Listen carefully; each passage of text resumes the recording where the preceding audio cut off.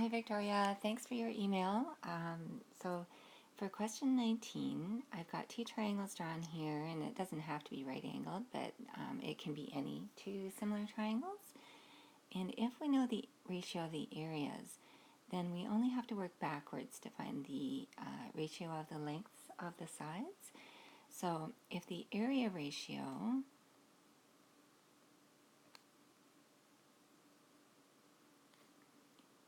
is 72 to 162, we can definitely put that in lower terms. So let's try dividing by 2, 36 over 81. And it looks like we can still go down to 4 over 9 if we divide by 9. So if that's the area ratio, I think I like this ratio better, because what we need to do is go backwards. We know that we squared the sides ratio to get this number, so we have to go backwards and square root to get back to the sides.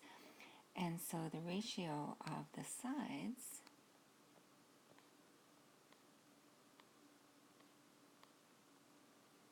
is going to be the square root of 36 over the square root of 81. And now I think you can see why I thought 36 over 81 was probably the best form of this ratio, because both of those numbers have square roots. And so we can get 6 over 9, or in lowest terms, squeeze it in here, 2 over 3. And that's all we have to do. So we're just taking what we were doing and reversing all the steps. I hope that helps. Send me more emails this weekend if you still need more help, okay?